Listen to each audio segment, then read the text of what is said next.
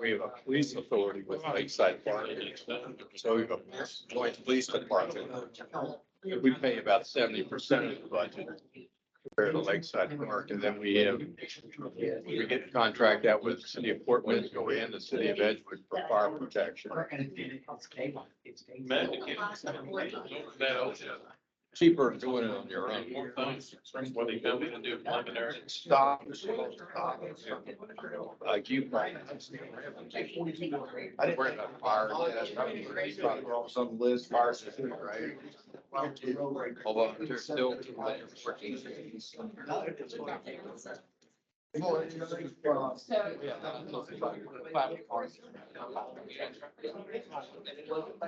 One of them. I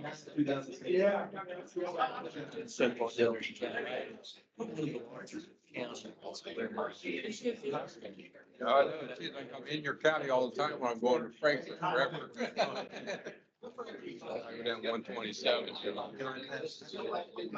well, I live on one.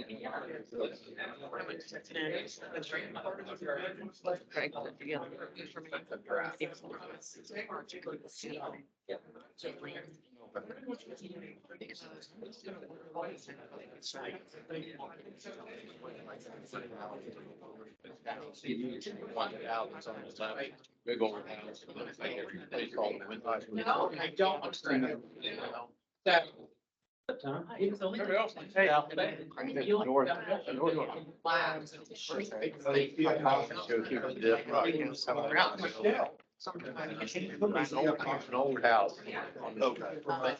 on the east side. No, I didn't.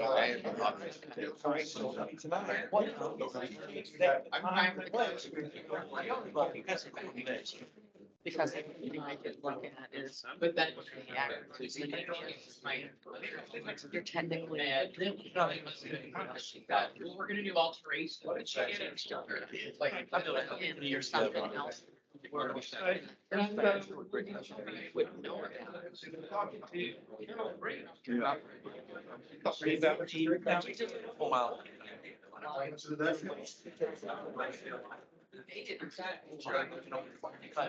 Oh, yeah. They've worked on it for years. North of town. I think it's north of town, you know,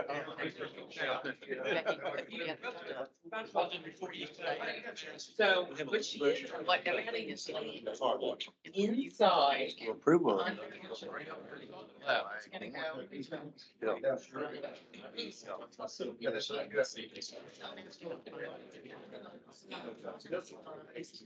Yeah,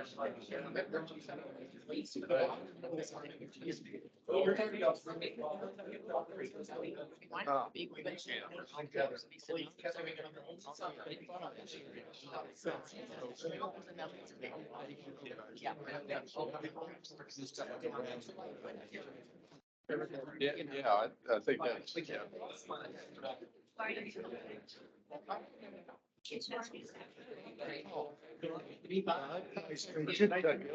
Business service representative. Okay. Department. Yes, sir. About Hey, lunch again. Calm down.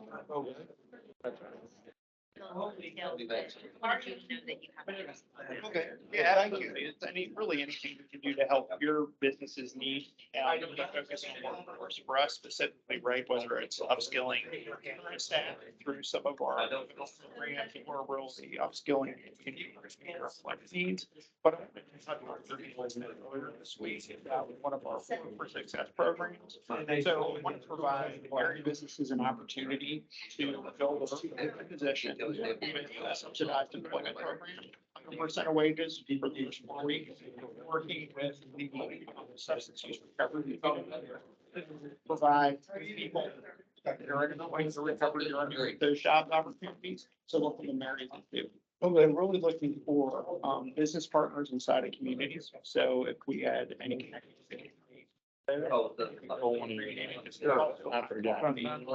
Yeah, I was trying to find it. Communities to provide referrals for that, so we can put it that way. 100% subsidy. You know, their turnover, right? So it's really a way to incentivize that, to give people that fair. So greatly appreciate it. And I absolutely, can I give you my card? Sir? Yes. One to now. And be happy to come to you, meet anytime you'd like, really, to kind of discuss the details of that, or if you just knew some local businesses or recovery programs and hey, this is the fit. And either. That's just pay farmation. Yes. Yeah, I don't know what to do now. There's not a. Yeah. Yeah.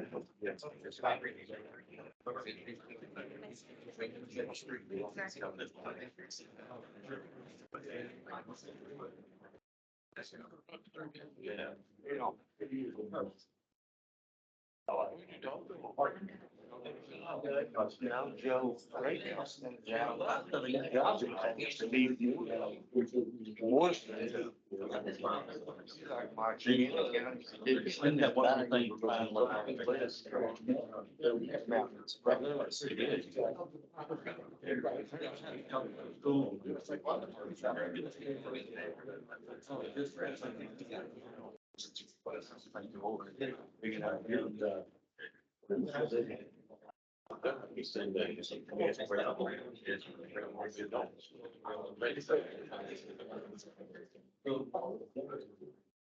But.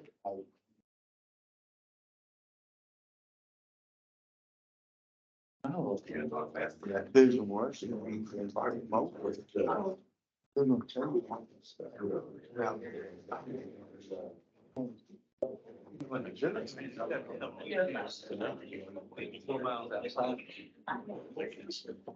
That's what's needs to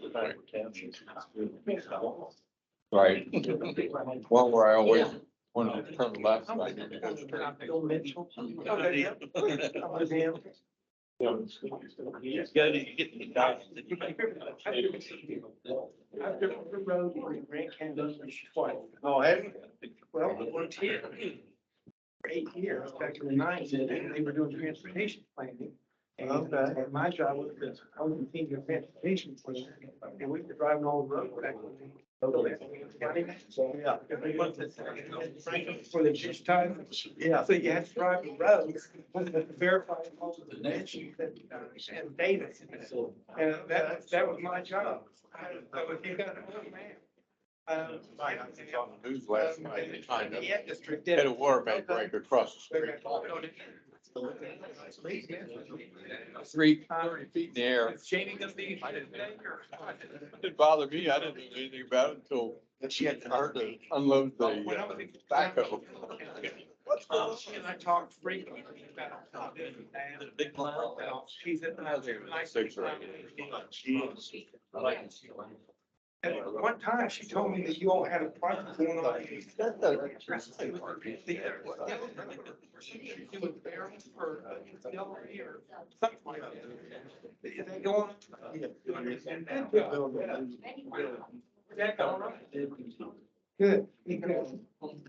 No. You've heard what they're up to now, right? That's not enough. Look at, but now they're asking for 3, they're in 50. So that's. Back over. Oh. Good. It's used a lot. But it's been almost. You know what the park is asking? Somewhere. Made up on all the. Playing beer flag and get big and. Biggest lines, well, we chose new officers. We got our officers back here. Yeah, I'm at.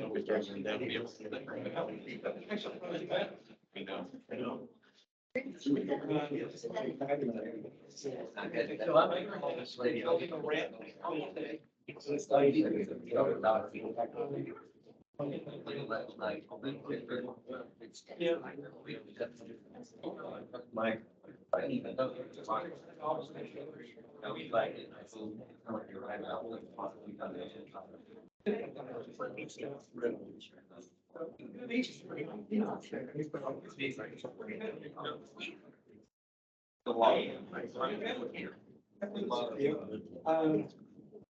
He's the guy that bought it to me.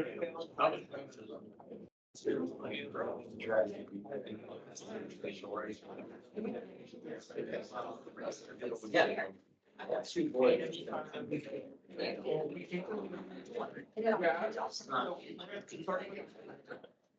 Super easy to get about. It's nice. All this is one. Like I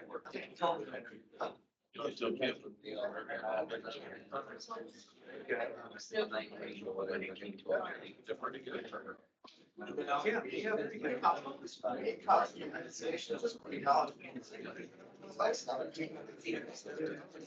And I found people working on the floor.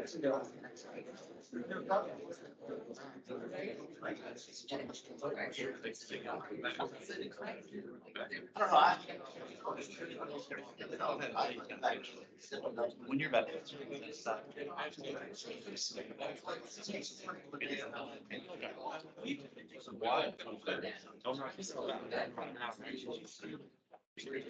So how long? Higher road.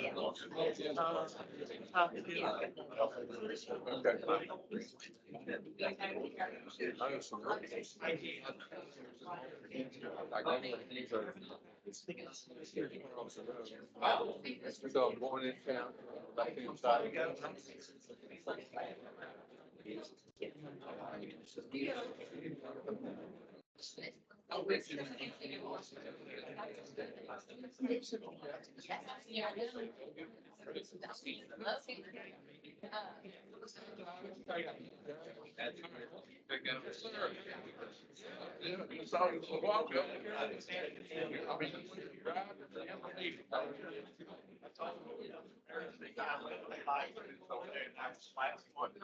So, I didn't have much of an excuse. So I looked forward to working with you.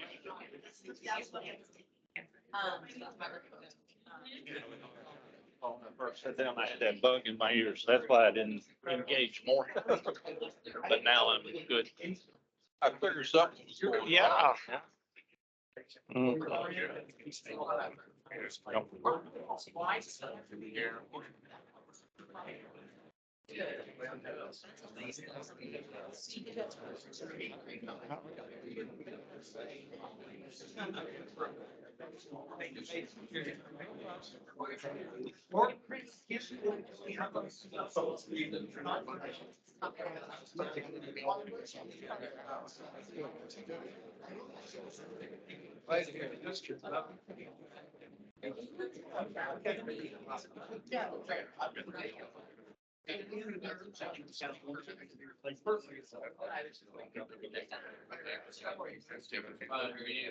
I'm good. I like to.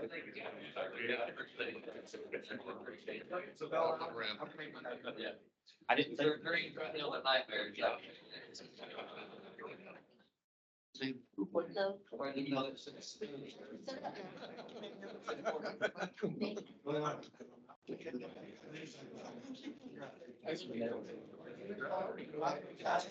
So insurance. I mean, I'm right. I didn't know I had to. Yeah, I know.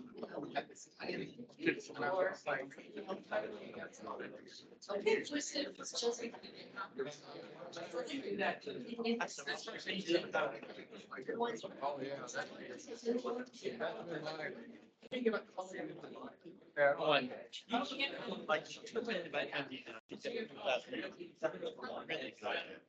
But you get beyond that.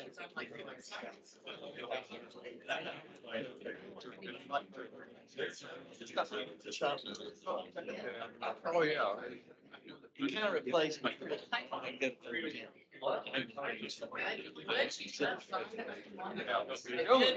It's a lot more stuff, but it's not worth it to drive, but Yeah, we had a couple of people that were, I think, were Mary Jones management board for so long that they guess they decided, well, we gotta do something.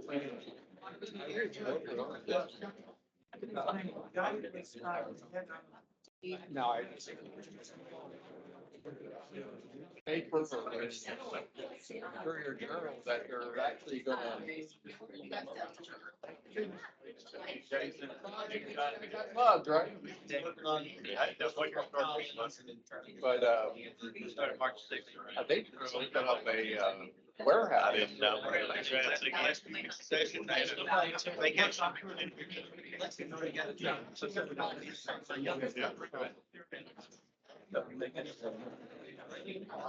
I mean, that kind of. Yeah, they're, yeah, there's one in Louisville.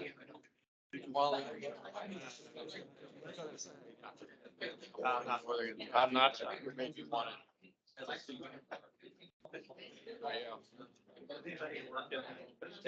But I'm over there probably, well, buildings within 200 feet of it. I'm there twice. Matter of fact, today, had to go to bid opening this morning at the city building. I thought, open up the freezer. I think I'm good. Like a grandkid. Time for dinner. Marion store. Adamsville. Used to be Adamsville, walking, you know, Lake Street. Yeah.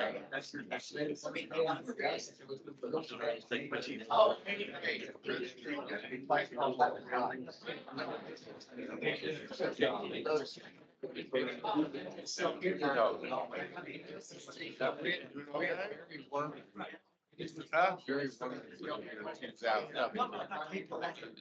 and then we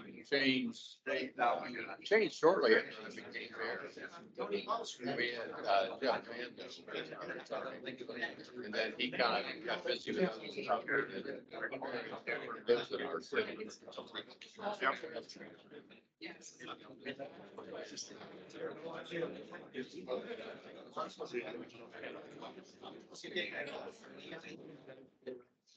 All right, it's, noon or a little bit after, we're gonna be rolling with busy agenda and also some exciting guests. Moving as quickly as we can. First, remove the invocation followed by the pledge of allegiance and Kim planning is going to lead us. Father, Son, Holy Spirit, amen. Thank you, Father, for everything you've given us today, bringing us all here safely. Let's keep in mind that we are serving the citizens and other people. Please keep everybody safe. Let us remember to always be grateful for everything that you have given us. In the name of Jesus, pray. Amen. Amen. I pledge to the flag of the United States of America and to the republic for which it stands, one nation under God, indivisible, with liberty and justice for all.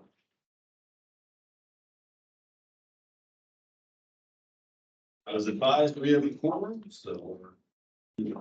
First item on there was all this, is the approval of the agenda. Changes, therefore entertain a motion to approve the agenda. So, any questions? All in favor? Aye. Any opposed? Motion carries. Thank you. Next, we have consideration of the minutes from the March meeting. Entertain a motion to approve those. Motion, we have a second. Moving seconds. Any questions? All in favor? Aye. Carries. Now move into the administrative heading and Lance, you're up to present the cumulative financial reports. Thank you. Zoom in a little bit.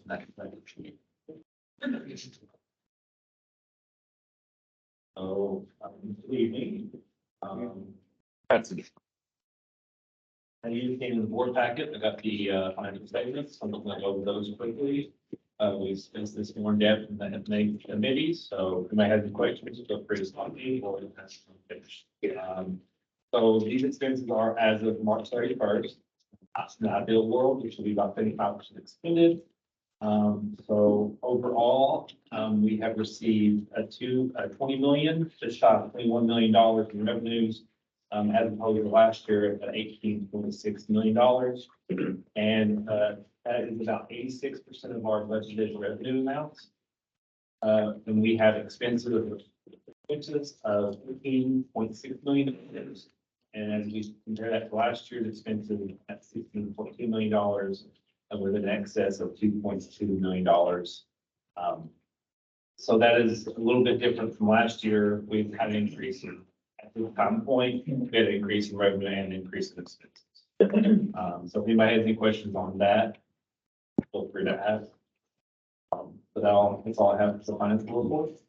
I did want to mention that we talked about the auditors last month. Barnes and Denny did reach out to us. They did say they would accommodate our request. They would start earlier, and they also would change the lead audit. We had discussion about having a different set of eyes on financial statements. So they did accommodate us. They did give us the engagement letter. So I will reach out to them next month to make sure that we start. Want to update you guys on this. You want to say that's what you for Lance? Not, and entertain a motion to approve financial reports. Make that motion. Second, any questions, chance, all in favor? Aye. Any opposed? Motion carries. Thank you, Lance. Stay on up there and update us on the joint funding administration. So as we are coming to the end of the fiscal year, we're trying to look at all those restricted funds. You know, we can either use them or lose them. So JFA, which is the Joint Funding Administration contract, is we use them or lose them. There's a caveat there that DOD will allow us to use any unexpended funds to transfer those funds over to the area development funds.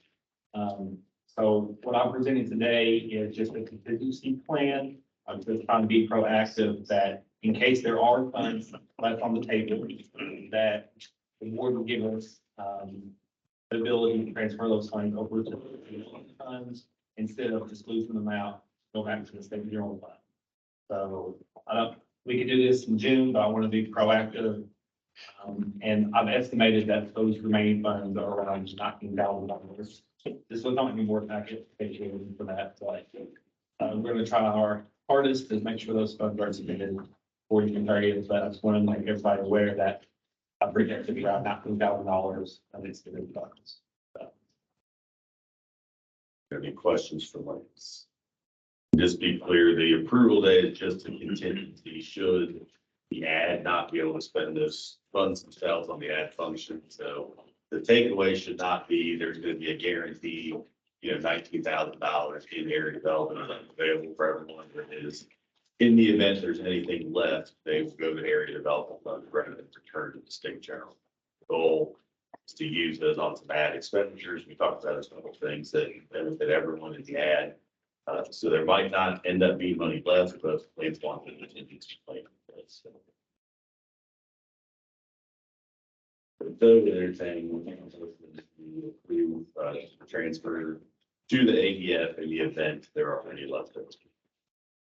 Motion please, we have a second. Second. Thank you, Mayor. Any questions? All in favor? Aye. Any opposed? Motion carries. Thank you, Lance. Next up, we have recommendations from Clay about the equipment purchase. I just know the Department of Aging and Disability Services announcing it to purchase some new computers for next year in this fiscal year. There's 3 of them. Went out and got the quotes that I was required to receive and would like a motion to purchase these 3 devices. Question? Staff entertains to approve the purchase. Lisa, second. Any other questions? All in favor? Aye. Any opposed? Motion carried. Thank you. Thanks, Bud. Next up, we have Ranger Peters talk about software purchase from Aftercrop Social Solutions for the Office of Drug Control. I can leave with, this is just a pass-through expense for the ad. The Office of Drug Control policy is funded separately by those who participate in counties. The ad serves as a fiscal agent. So the ad board is approving this, but it is not funded from general ad funds. Most of the gist of it, we're in year 3 of our 3-year contract. The amount is for $13,931 and 20 cents. This portion of the contract started in April, will go until March of next year. So again, this is funded through the Office of Drug Control. Participating counties, St. Elizabeth Healthcare, RCDR, and NKU grant through HRSA and COSAC, where we provide the software for Carroll and Owen County care coordinators and reentry specialists in those counties. This is the software that holds our data, where we put dispatch records and care coordination for our callers.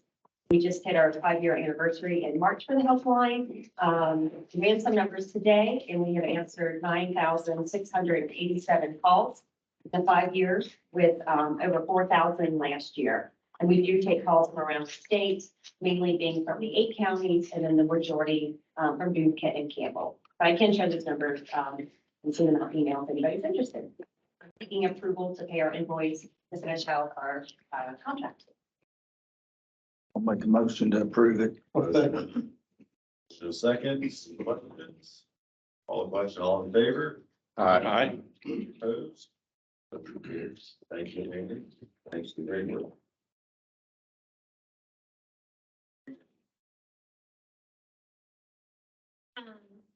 The next item is about warehouse freezer flooring. And we might be aware of our purchasing rules that if it's under $5,000, we actually are able to do that without board approval. But in this case, we are bringing it to the board because we're looking at this under some of our emergency rules regarding purchasing. Our commodities warehouse located at 1000 Open Drive has large walk-in refrigerator and freezer. And it has a metal floor that's insulated underneath, and the metal is starting to come up. And so it's a safety hazard for our staff, and it could potentially also damage the forklifts and the equipment that they use to move large pallets in and out of the freezer. So they need some immediate repairs. There are just very, very few entities that make this kind of repair. And so we are only able to get one bid. And so, and we really want to move forward to get this handled for our staff's well-being immediately. And so, as you can see on the screen and in your packet, we have found a total repair cost bid from Don Maddox in the amount of $4,400.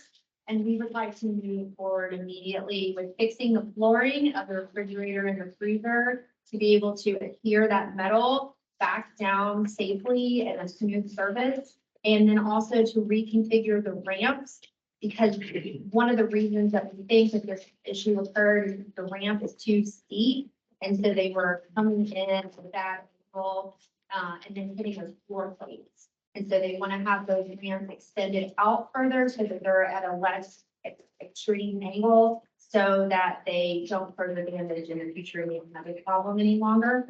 So we're asking for a motion. It's all in the same bid. Yes, sir. A motion to a second. Second. What are we gonna do with the material that's in the freezer while they're working on it? Are we able to move stuff from one side to the other? It's my understanding they're going to be able to move the materials and wear very warm jackets. Thank you. Question there. Yes, sir. Get a second. Any other questions? Like a reasonable expenditure, reasonable use of the emergency purchasing powers. With that, call the question. All in favor? Aye. Any opposed? Motion carries.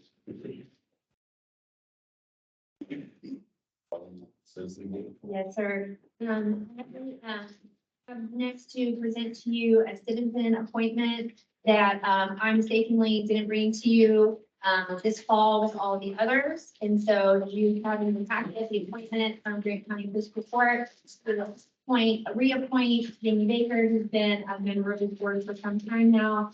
It was my oversight that we just didn't get that to you at the appropriate time for the approval. Pitches this. I'm assuming since your name is on the letter that you were good with you. I don't know if I am or not. Yes, I. He doesn't change his mind. I'll take that as a motion. Wait a second, couple seconds, any questions? All in favor? Aye. Any opposed? Second board day, thank you, Stills. Eric, keep on rolling. Yes, so, the final item that I have for you in this component of the meeting is an RFP that was also in your packet. It's our contractual services, request for proposals. This is a large umbrella RFP that we haven't done for a while now. It was last done in 2015, so we are due for an update for janitorial services, landscaping services, snow removal, those handyman services. So the reason we're doing them together is because a lot of times we will have companies that have overlapping service delivery. They might do landscaping and snow removal, or they might do handyman and janitorial. And so we lump them together because we think it's the best way to get the best price. It's very similar to the RFP that was sent out in the past. Actually, the only change that I'm aware of, other than the date and the contact information, is I took off fertilizing because honestly, we don't care if our grass is super, super, super green. We have a lot of geese, so I think we're good. So it's the same. On the snow removal, is that per use or is that just a standard flat rate? Believe we are seeking proposals of what they would look for, but I'm pretty sure at the moment, and I'm looking at lands, we didn't have a lot of snow removal this year. We're not sure, but we can find out for you later. I just curious because Yeah. some years you win, some years you Yes. don't, you lose when it comes to flat rate. Yes. If you think that we should go for a per use, we will definitely try to do that. I think that's the standard Okay. in that, yeah. Okay. If anybody were to bid it, they would bid that per use. I will make a note that it goes off with the per use. It does say here first, snow removal incident. Yeah. Taken care of. Thank you. Discussion, anyone else have any other questions? This is just the information you got, the bids for all the stuff will come back to the board for. Any more questions, entertain a motion to approve that RFP, motion Baker. Second. Church Moore. Other questions, all in favor? Opposed? Carries. Next, we'll hear from Corey about the careercenter.org.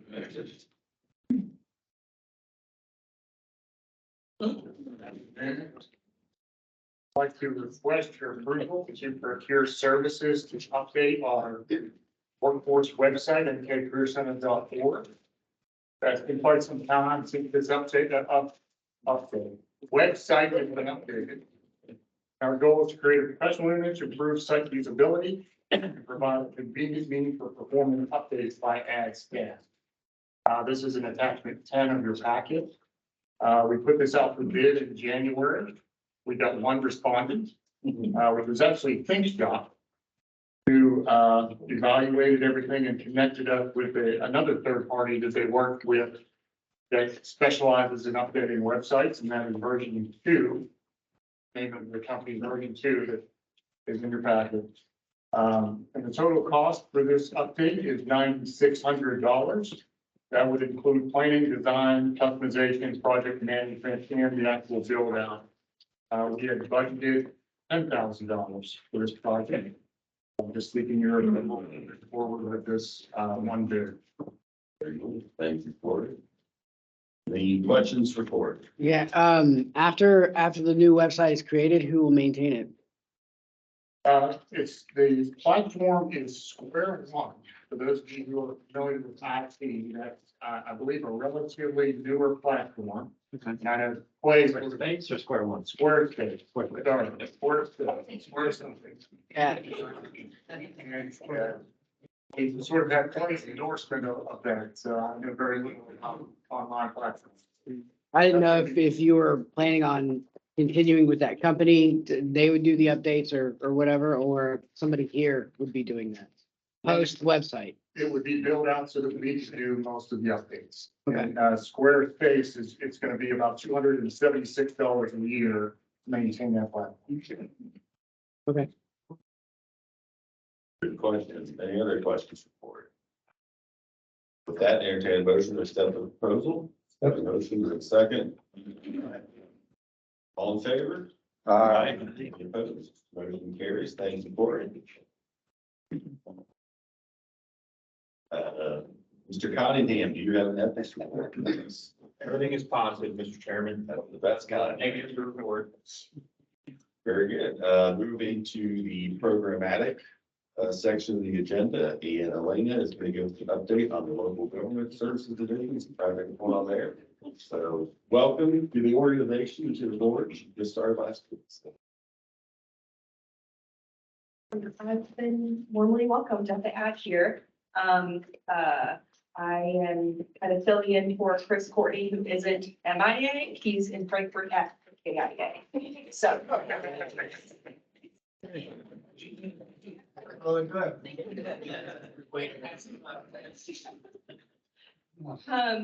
I have a few updates just to kind of let you all know what's been going on. We've had a lot of changes in our department, and we're hoping to make some really good moves here. Look currently at the commodities warehouse.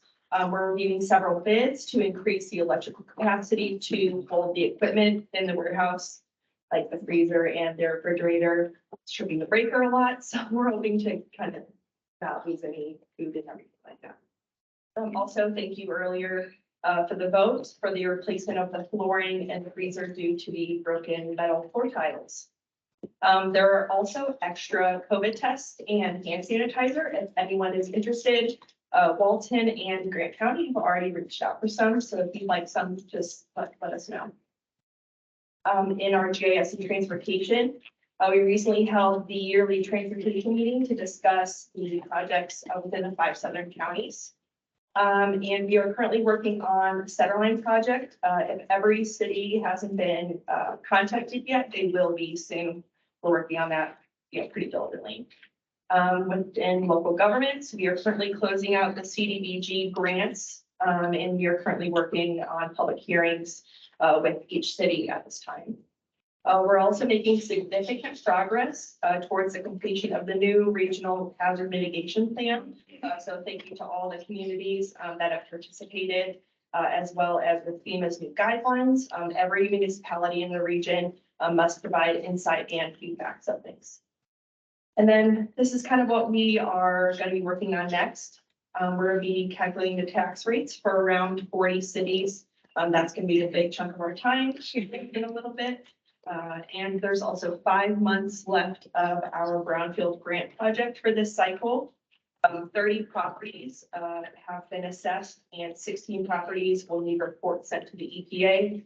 Our next step is moving to phase 2 of the assessment, which is become more in-depth assessment if potential contamination is found, which includes taking soil samples to determine sources and exposures to see what the next step would be for that property. So, okay, so thank you. That's the update that I have. Thank you very much. Elena joined us from the Boone County Planning Commission, so thank you for another employee. We keep training for you. All right, next, Corey's going to give us a brief workforce development update.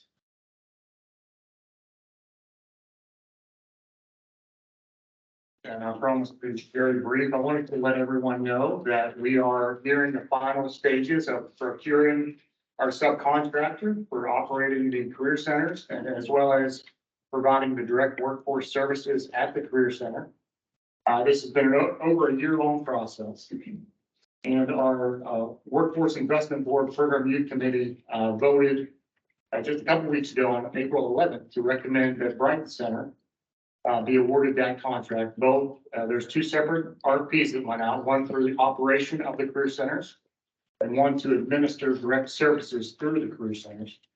And Brighton Center has been recommended to be awarded both of those contracts. That gets voted on May 9th at the full Workforce Investment Board meeting. But I just wanted to let everyone know that that is in the final stages, and it looks like Brighton Center is likely to be, continue to be our direct service provider as well as career center operator. And as a reminder, this process happens at least every 3 years. We're required to go through the RFP process to rebid out for the contracted provider for our career center services. And one other thing I wanted to mention related to that is in this year's RFP, request for proposal, we were very intentional to call out the need for attention to our southern counties. So in the proposal itself, we asked the question, how do you plan to recruit and serve individuals in our 5 southern counties? And so just as a point of awareness, that is something that we're focusing on. We expect that our provider will devote roughly 25% of their services for our 5 southern counties. Unless there are questions, that's all I have. Very good, please, thank you. Thanks.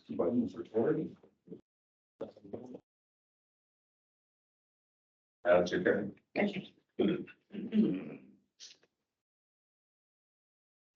This will be brief, but I know Ann doesn't have an update this month. So I am taking a moment to remind you that we're getting ready for May, which is Older Americans Month. And they got me this really cool shirt, which I'm very excited about wearing to some of the senior games events that will be coming up throughout the month of May. There is some information out in the lobby about some of those, and also you can check out our website. There's a whole page about upcoming senior games as well as a Facebook page. So definitely encourage your local community members to attend, and we'd love to see you at some of those events as well. I'm sure Anna would be happy after the meeting to tell you more. I also just wanted to remind you, we're continuing with this year's theme of communication, cross-division collaboration, and customer service.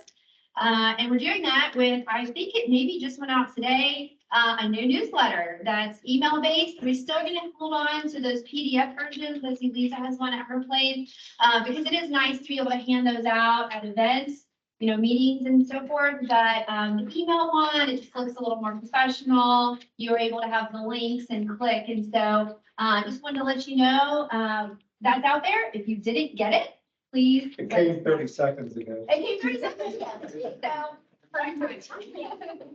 So, Did you push that? I do not, that's all keto.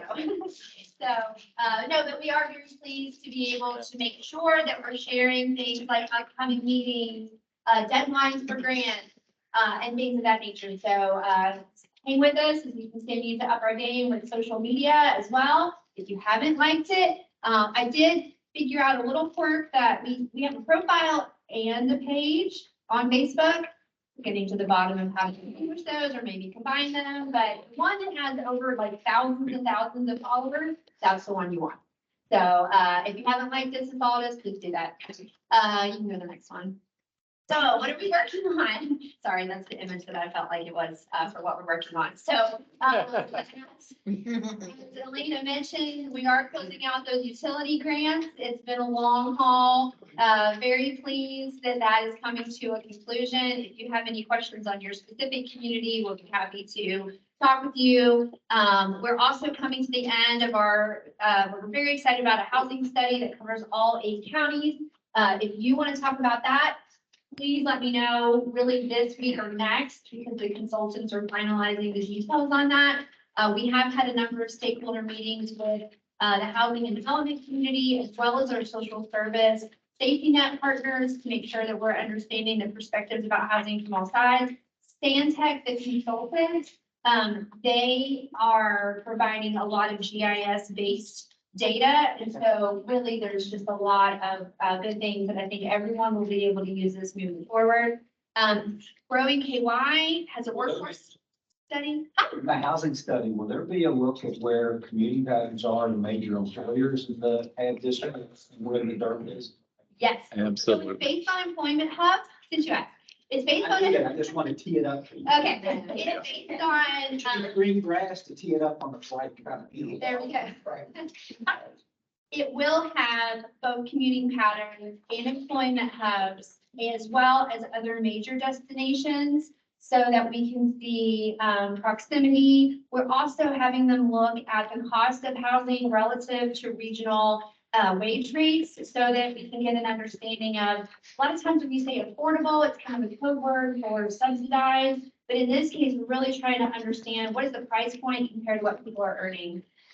So yes, there's going to be also a lot of just the standard demographic data and maps.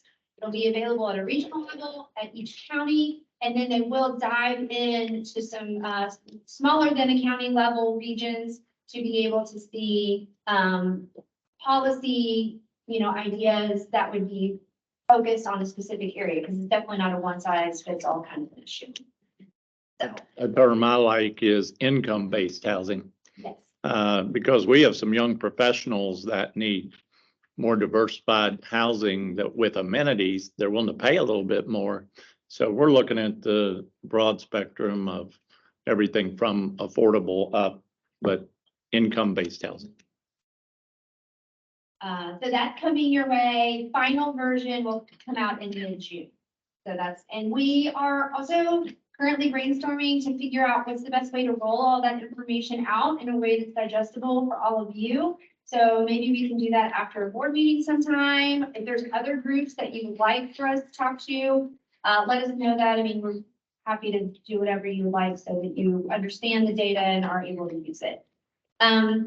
Lance already talked about it, but we are working on budget prep. We've been doing a lot of internal looking. We've updated our evaluations for staff. We've added a component where they can talk about the resources they need in their managers. And Lance and Jessica are working on updating our personnel policies. So we might have some questions to come to you in the coming months as we update those. We're also doing a lot of cleanup, both physical and electronic, getting our files and everything in tidy order. So if I didn't have a chance to bring you one, please grab a mug. I filled them with candy. We want to move them out. So please take a mug. We're happy to have you touting the ad and our phone number every time you're drinking your tea or your coffee. That can let me know if anyone has any questions. Oh, we have new staff. I almost forgot. Elena is here. She's our new government services manager. We also have a new part-time warehouse associate. We have a new job coach in Nicole Ignacio Madrigal. She's on the employment connections team. And that opening occurred because last month we reported that Melinda Ford, she moved up, and then so Leslie DeMarcus, she was then promoted into Melinda's former role. Anyway, you get the idea. So we're very excited about our new staff in local government services and the workforce division. And a reminder, we are having a staff picnic. This is something that we have every year. I don't know that we've ever had board members there before, but if you want to stop by on June 9th, we're going to be at the President's Park at the shelter. And I think it'll be really cool for the staff to see their board there. So feel free to join us. We're going to have a cookout, kind of old fashioned cookout and an ice cream truck. So it should be really fun. Do I have anything else, Clay, that I forgot about? No, now I can ask for questions. Questions for Tara? Yeah. All right. And all the announcements are in your newsletter. Oh, yeah. Sure. So looking ahead at May, the way the calendar falls this year, the regular scheduled board meeting is the Thursday leading into Memorial Day weekend. We've heard there's a fair amount of conflicts with that. So I wanted to throw out there just 2 days prior to that Tuesday, and I should That would probably, be May 23rd. yes, give you actual dates instead of referential dates. So it's Tuesday, May 23rd, same time, noon here. Does that, anyone have great objections to that? Yeah. Better chance of. We just got an email from Keiko about them hosting a listening session here that day. 10 o'clock till 2, is it? Or, yeah. Yes. So, yeah, it just was confirmed and sent out. Well, you know what? It may be shorter. Knowing Jim Henderson, we need to keep it. If we tell him an hour, it'll be 3. Yeah, but no. You might just confirm, it may be 10 till noon.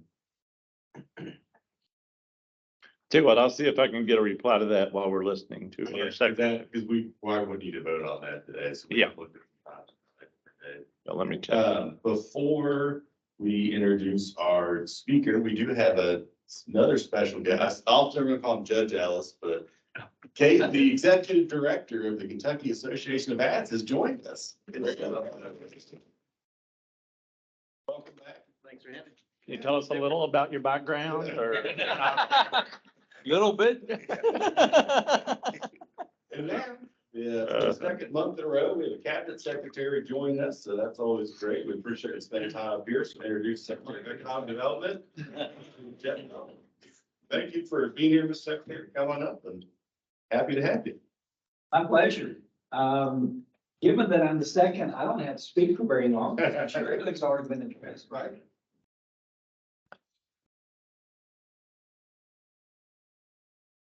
You pay attention to what I'm going to say. I will. I'll You've stop, heard me speak like 4 or 5 times since I took this job. stop texting here. Good afternoon, everybody. It is a pleasure to be here. My name is Jeff, and I'm the Secretary of the Cabinet for Economic Development. My son lives here in northern Kentucky. Yes, he's one of those young professionals who would love to look at worker affordable housing with amenities because he's paying rent. He didn't have to pay rent where he lived before. I want to bring that up because I've got a lot of personal ties to this area. You know, when I was in a previous life, actually the last 28 years, I lived in Michigan. Quite candidly, I was asked to go to Michigan to work in a community that's really unique. One side of the river is a community known as Benton Harbor that at one time had been the real economic hub of the region. And it had fallen on hard times. And when I took the job, Money Magazine's list of communities to live in, of the 300 cities, they had Benton Harbor last. And it's 97% African American, 55% below poverty. And just across the river, it's not a very wide river, was St. Joseph, which was 92% white, highly affluent. And a lot of the folks worked at Whirlpool Corporation, which was headquartered, founded in Benton Harbor, Michigan. They had over 4,000 people, and I was asked to try to bring the communities together. In addition to the 27 independent school systems in the county and the some 21 independent cities, townships, and villages, and to try to create kind of a vision for where we wanted to go as a community. I only bring that up because that's what always intrigued me about economic development. It's always what motivated me. It's about helping bring people together. It's about creating and improving the quality of life. Jobs and companies are a big enabler. That's why you keep score. But bringing in a company isn't in and of itself the right thing to do in terms of really trying to stimulate benefit for all of our neighbors and friends and residents. And I learned that the hard way, trying to actually bring two divergent communities together and trying to create, in some cases, an alignment on where we disagree and an alignment on where we can agree, because oftentimes where we can agree are the most important things to move forward, and where you disagree, you can still hash them out, call each other names, and ultimately, I think things find a way of working themselves out. I was asked a few years into that to become the head of the cabinet or the head of the Economic Development Corporation in Michigan by then Governor Jennifer Granholm, who became a very dear friend after there was a racial disturbance in Benton Harbor that made the nightly news, made every newscast company in the world, including the BBC, come into our little community and spend 4 days to highlight the strife of racial disparity all across the world. And they used us as basically the hot point for that. And she worked very hard since that occurred. And we worked together trying to bring those communities together. I'm not going to get into things we did unless you want to know. But I'm kind of giving you a feel because I turned her down, and thankfully, the incoming chairman of Whirlpool Corporation asked me to come to work for him. I did that for 19 years. And in my portfolio, a big portfolio, but it included a lot of the real estate, all the economic development decisions, government relations, proudly. Also, the relationship with Habitat for Humanity, where for 22 years we did provide a ranging refrigerator, still do, for every Habitat home built in North America, as well as funding. And I was very proud of the fact that having been the initiator of that and working on it, Whirlpool did not put out a press release for almost 6 years of that kind of a relationship. And I think that was important because you don't do things to get publicity. But nonetheless, I learned a lot. did a lot of things all around the world. And 28 and a half years later, finally, I was told that Larry Hayes was finally going to step down from economic development. I had wanted this job. I wanted it so badly. I knew at some point he had to leave, and I told my boss I was going to retire. And he said, "You're not retiring now. I want a 2-year plan before you can leave." And luckily for me, that 2-year plan coincided pretty much with Larry's departure. And yes, I ended my career at Whirlpool on a Monday evening, the last day of May, and started the job here in Kentucky on June 1. And I'm proud. I've been here a lot of times. I've been in this area, but also there's good ties. When I was at the cabinet under Wallace Wilkinson about 100-something years ago, 2 of the good projects that I worked on that I completely owned was the Fidelity location into northern Kentucky, and also the North American Stainless project. And I'm proud to say that there's been 2 expansions in the Covenants project there in Owenston. We've got together with Lee Carew just a couple of weeks ago, went to Atlanta. We've got a company that would create probably 12 to 1,400 jobs over a period of time. It's a very household name that you would know, but they have no U.S. operations. This community is being considered for that type of an opportunity. That's really what we do at the Cabinet for Economic Development. But for me, it's all about creating a better way of life for all the individuals that ultimately need to be impacted. And one of the reasons I wanted to be here today, learn a little bit more about the workforce programs that you have. There's a lot of good reputation of the workforce programs here in northern Kentucky. I also think there is a better alignment about everybody working together and collaboratively, and that's a hard thing to do. And I can tell you from experience, because I had a company, fairly good sized company that had a few challenges, and we got hold of the various providers here.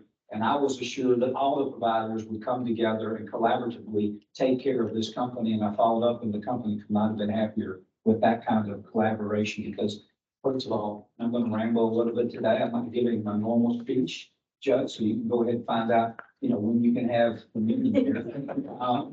But ultimately, that may be the single biggest issue that I think we've got to come to address in northern Kentucky, is addressing it deeply.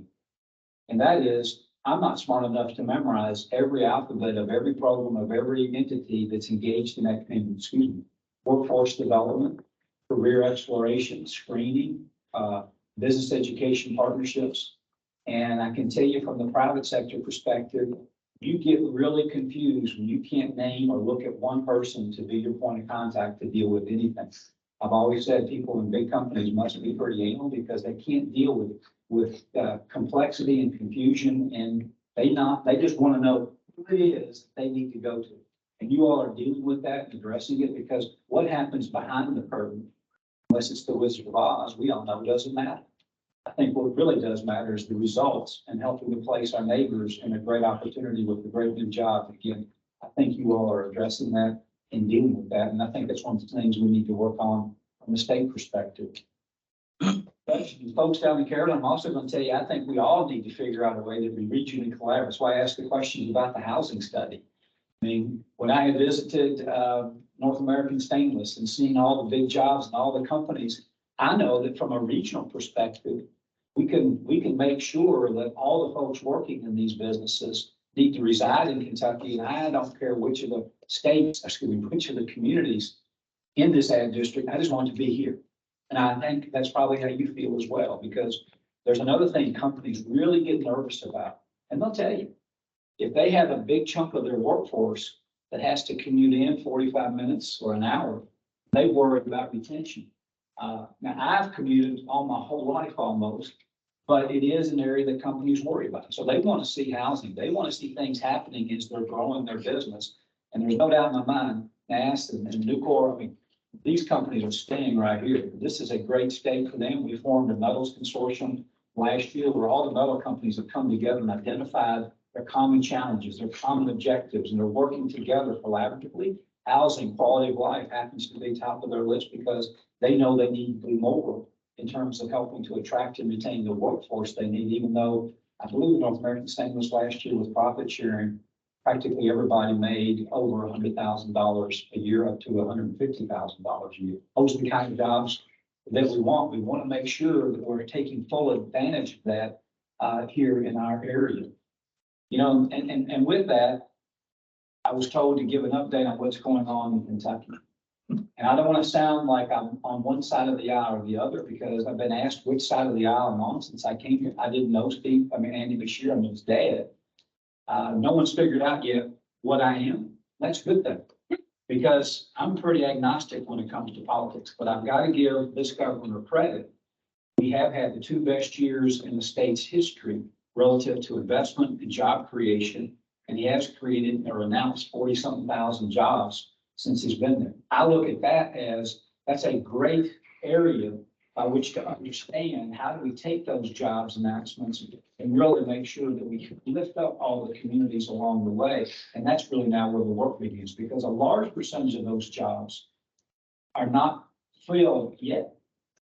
A lot of those jobs have come from the EV industry. And with that comes a whole different set of kinds of companies that you need to work with, different kinds of activities, different kinds of training. And whether you agree with the policies or not, and I'm not saying I do, but I'm pretty pragmatic. When the President of the United States sets out a national policy that by 2030, by 2035, we will have less than half of all auto sales be key-driven or combustible. I can't say that word very often. When crazy people in California, if you're from California, I apologize, but I've dealt with them on appliance standards for 18, 19 years. Sometimes they do things that are quite crazy. But they passed a law that says by 2035, there will be 0 combustible auto sales in their state. New York State has done something similar. I think theirs is 2030. I think Maryland's is 2035. I'm not real smart, but I knew at Whirlpool Corporation, when we had a policy or regulation such as reducing the amount of water in a dishwasher that you use to about half of a cup, because that will save water. No, I rinse my dishes when you do that a lot longer, but nonetheless. So we're not going to sell in California. You're not going to sell in New York. 18% share of the North American market. You got to do where you got to go when your customers are. And I say all of that quite candidly because I believe very strongly that if there's going to be billions of dollars being handed out or being invested in a transformation in the core industry that's so important to Kentucky, we better be on the front edge of that to stay. Let me just take it from an existing business perspective. You realize that 1 out of every 16 jobs in this country tied to automotive is in the state of Kentucky. You realize on a per capita basis, we rank numbers 2 in terms of reliance upon the automotive sector for our employment. 1 out of every $11 that flows through this state comes from the automotive sector. We've got 3 big major assemblers. We've got unbelievable number of suppliers that supply to the automotive sector. 2 out of every 3 counties in the state of Kentucky have either at least one auto supplier or assembly.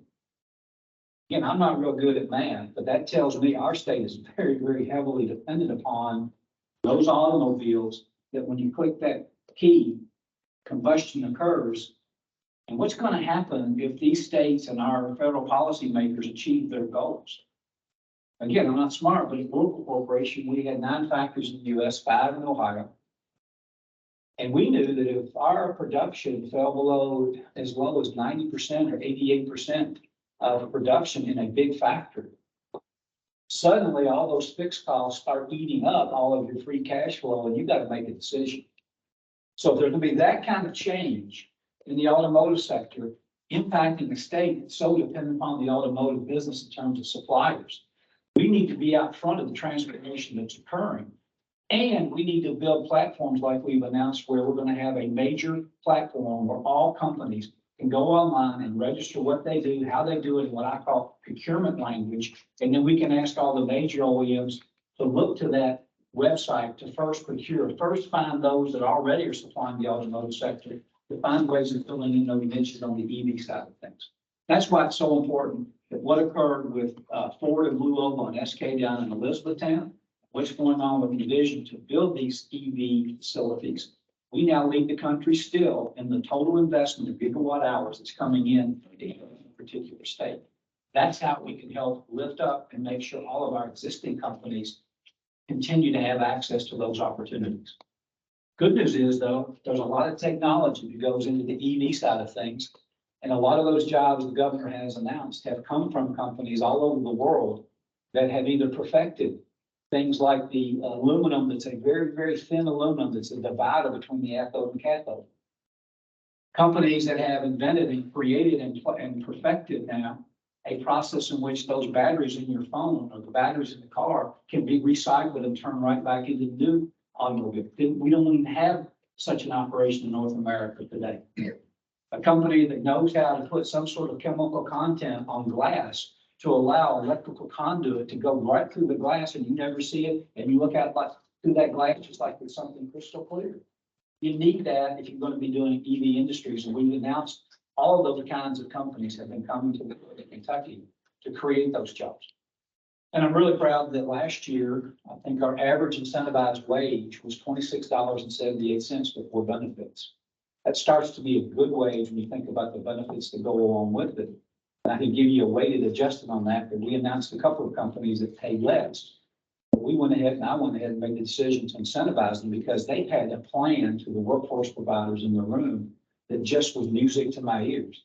They were all about pathway employment, training, helping people come out of challenge situations or whatever the case might be, and learning that skill, or working with single heads of households with flexible work schedules to allow them to take care of their families. Those are the kind of jobs you need in the portfolio approach along with the high wage, high income opportunities. All this though has come with a lot of change. There's a lot of things happening in Northern Kentucky that I think is just absolutely fantastic. I think that you all have also staked out your areas in terms of office, high-tech, automation, the kinds of things that are growing and flourishing here. But again, I'm not real sharp, but even in any business that I know, you always have to be thinking about replenishing customers that even go somewhere else, customers that go out of business. That's just the way it works. And so we always got to have a strategy of bringing in new, helping existing grow, and especially here in Northern Kentucky, finding a way of growing from within, creating a lot of tools for innovation, creating a lot of tools to create the kinds of high-tech jobs that are linked to the health systems that are here in Northern Kentucky or even in Cincinnati. I'm not real worried about where the boundaries are, unless I got to swim across the river. I just care about the ecosystem. It's one of the reasons we support it and are providing funding for the direct line of British Airways to get into London. The more we can internationalize the space in this area, the more all of us are going to benefit. There's no question about that. You know, we have a program that I want to give a little editorial to, and it's a really important. Now, you all have to decide what you want in your communities. Evidence that came in, I think, in Owenston. Sometimes there's a building. That's great.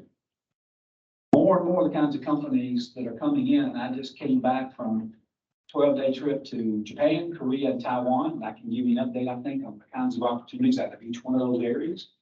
But they're looking for sites. And sites are in short supply all across the country. And sites are in short supply here in Kentucky as well. And the site can't be a site that says, well, we can get this done, we can get that done, and maybe this can take place, or we're not real sure about the core drillings or anything else that needs to be done on the site. Companies today, especially if they're in the EV space, don't have time to wait because of the bills that have been passed by New York, California, you name it. In order to meet those deadlines, production has to actually begin. And that's one of the reasons why when I took this job, the facility down in Elizabethtown, they hadn't even started moving the dirt.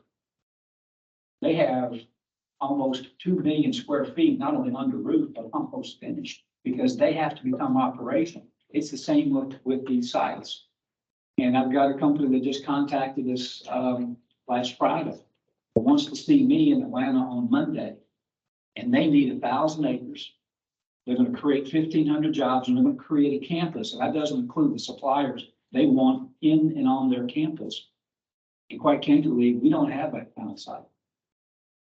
I found some areas, I've got some locations, I've got some government-owned properties that we're going to put into that site and going to be invited in. And so we're going to pitch it the best way we can.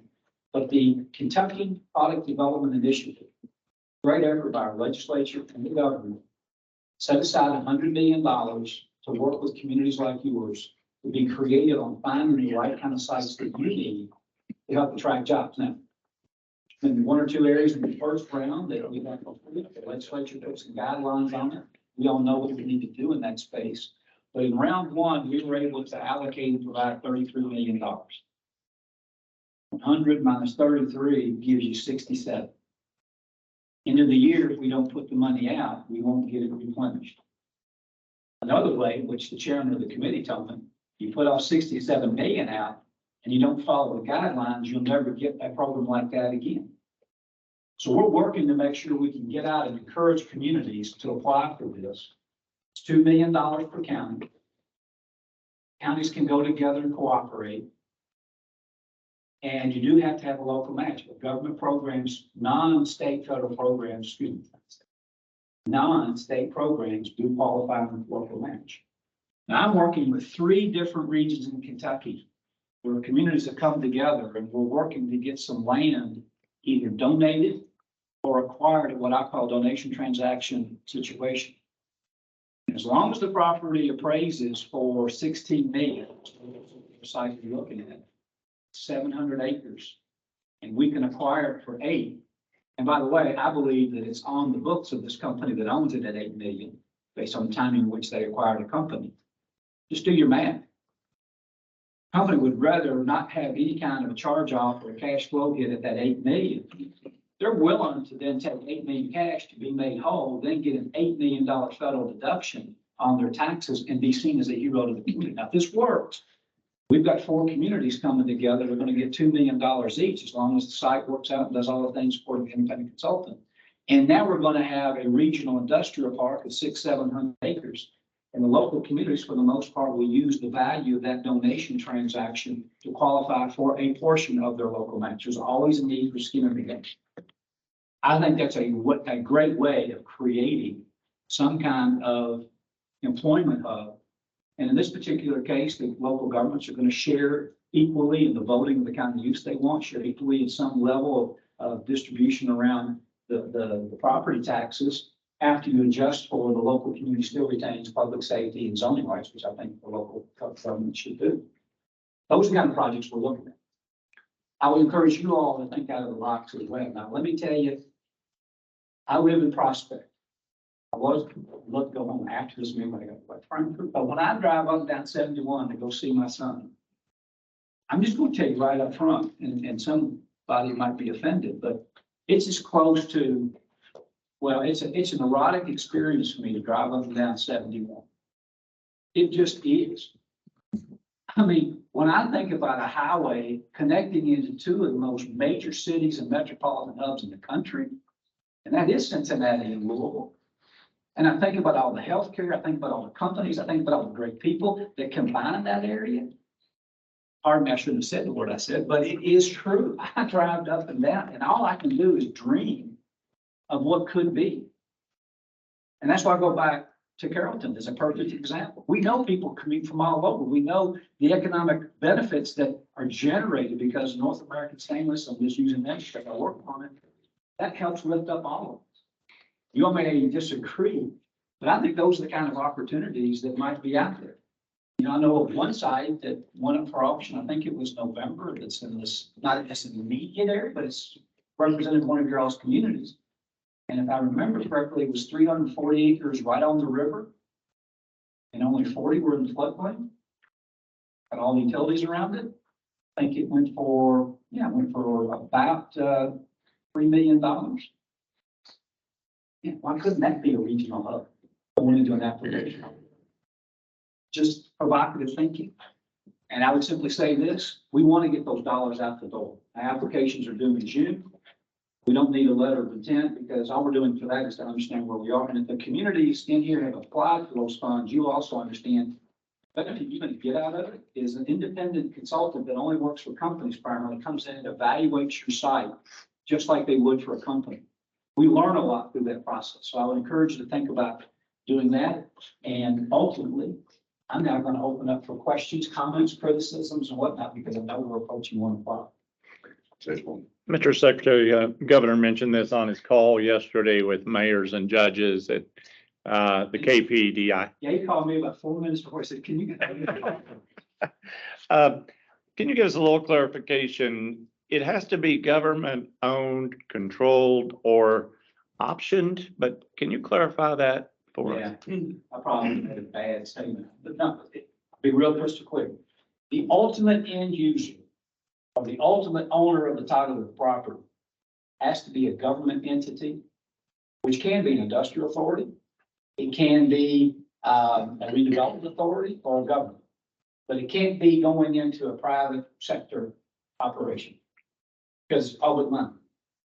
Now, when we talk about optioning, I know there's got to be a lawyer in this room, but I've optioned so many pieces of property in my life that you can write an option agreement where you have all the contingencies, all the walkaways, but you still control the property until that due diligence or until all that work is done. You're allowed to have property option, have the awards of the funding. You can even start spending some of that money, and so long as it ultimately closes into that public entity's name, you're eligible, you don't lose eligibility. We might be doing that with this one company because there might be some environmental issues, and I could envision a 2-year process, because that's what the grant program would allow, controlling the property and doing some of the work to then take title to it. And I'm being really straight up. On down to 71, I'm trying to get one of these things put together. It may take a little while. That's one of the parcels we're going to show this company on. So does that help? Yeah, but in the end, if the company needs to own the land after the deal's done, when they're building their facility, the government then sells it to the private entity, or does the government retain ownership and it's a lease? Yeah, so let's say there's an industrial park. That's the easiest one. You're buying the land, you're putting in a road, you're putting in all the utilities with the PDI grant. Great company walks in and they want to take half of that whole park and they're going to create jobs. You're going to sell them that because if they want title, you're going to sell it. Right. Now, here's what doesn't work. And this may be splitting hairs, but we had one community that had a developer that owned the land that said, we'll then deed you over the land for $1, you get the grant, build the road, and then we'll take it back from you. That's not job creation activity. That's a development activity of private sector and your own benefits for themselves. By the way, know the community well. I actually took the person out for a glass of wine and said, congratulations, because I'm a creative kind of deal maker. I thought it was fantastic. It just doesn't work. So, Yeah. that help? So the government, local government would own the land. Or Or has has to. to, yes. And then you get this $2 million, you develop it, whether it's a bridge, access, road, whatever. And then you sell it to the private sector that's gonna, put an industry on it. When you sell it, is there any money due back?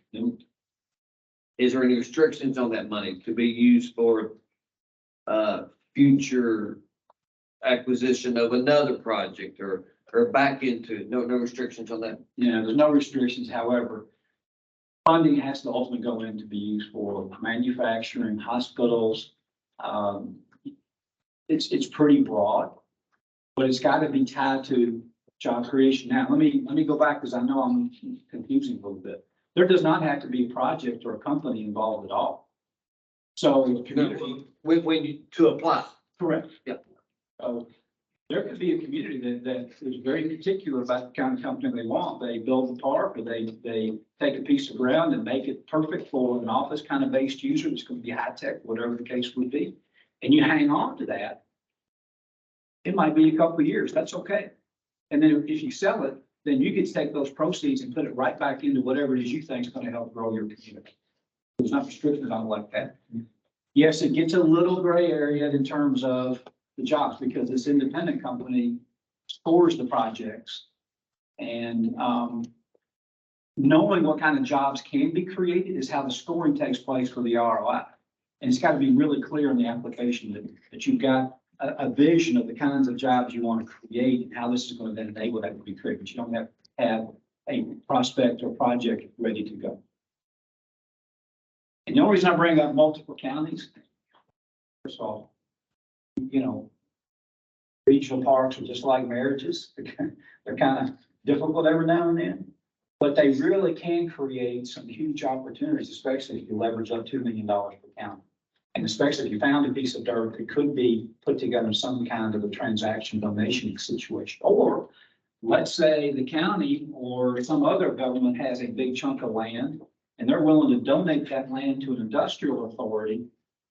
I contend that's the same thing as a donation and it should be quality. It's going to be based on appraised value, it's real value, but things like that can be done as well. That help? I don't want to keep everybody over, but I'll take questions. We're pleased you brought up I-71. We love to have your support. There's 4 counties I know you are. from this ad that touch 71 all the way back, Judge Zubeidi or further. We've been talking about this project and I think you have unified effort. We have some new judges I haven't talked to yet, but I think most would favor. Yeah. From the name of it, but you have an organization that helps promote it and show it, and it's great. Yeah.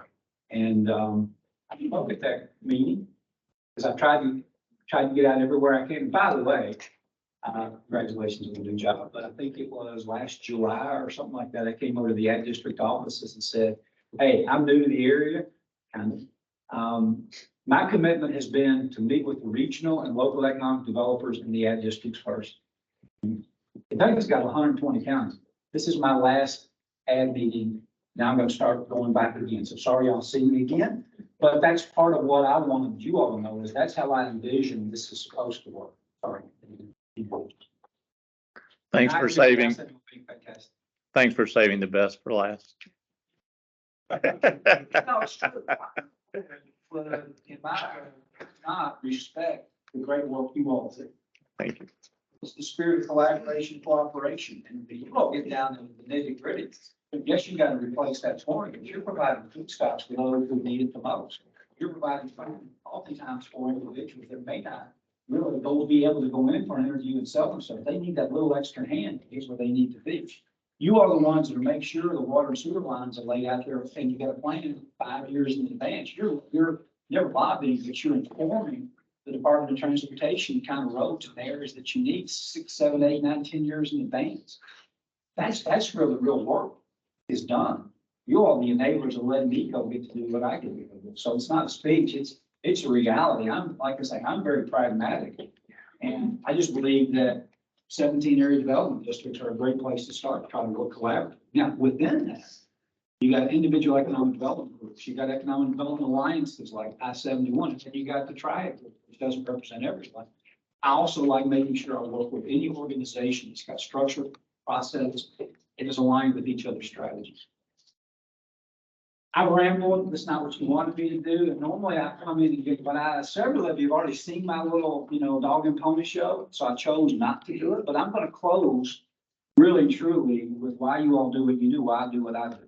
Some of you may have heard it, but it's at the very core of why I told you about Benton Harbor and St. Joseph. And there we had 3 million square feet of old buildings. I had this great idea that after we tried to give it away for $1, let's build a golf course. You should walk into an all African-American city commission that's impoverished and tell them that we're going to build a golf course to help revitalize your community. That was not an easy sell, but we did acquire 185 parcels of property. And over the period of several years, a little over 750 million to $1 billion to include the housing. Under this big vision that we had, we got a Hope 6 development with 440 affordable houses. We put 22 Jimmy Carter Habitat home built. We were able to go out and get what I call worker housing. We did an entire subdivision, just as our pilot, 48 housing units, of which 11 got state funding for subsidized housing. And some of them were sold as high as 550,000. You would never have known the difference. And in between was what I call worker housing. Wound up doing a lot of high-end housing in that project. Yes, we did build a golf course.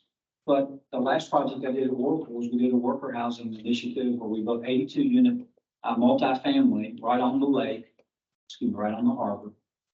And it's now going to open up this fall. And who are we marketing to? Following all the right laws of the land. Young folks coming to work for area companies that need a place to live. They're looking for kind of their own sub-community to come together, have a sense of place. And it's helped us help area companies attract and retain.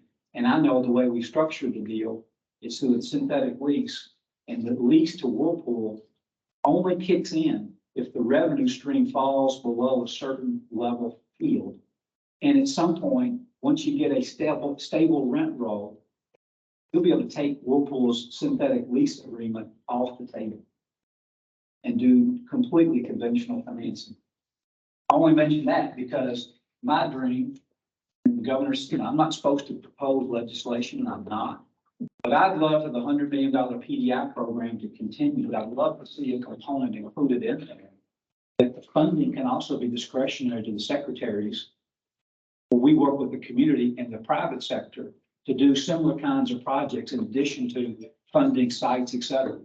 You know, I would love to do an 82 unit multifamily in any community working with, and I'll just pick on North American Stainless because I was thinking about it. But what if they, in another company, equal, what if we've got a public-private partnership to do a similar thing? And we all believe, because the companies that are hiring folks are the ones who know whether they need that housing or not.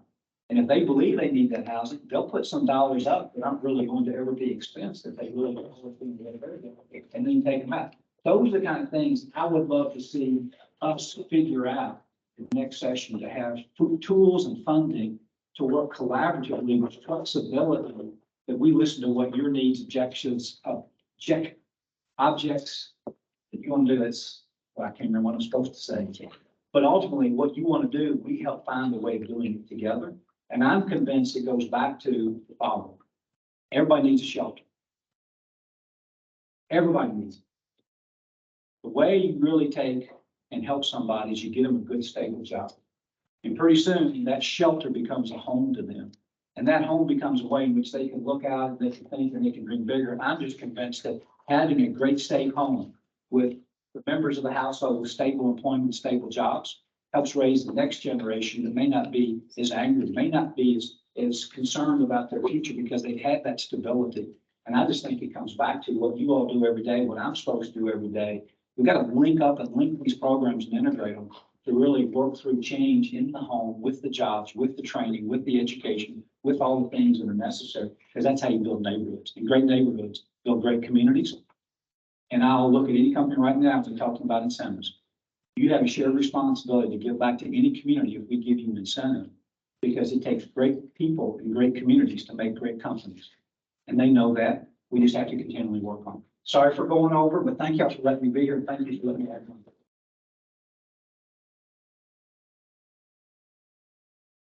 We have one quick business item to take care of. Judge Moore had personal guarantees. So in case we have a listening session, we over by 11:30.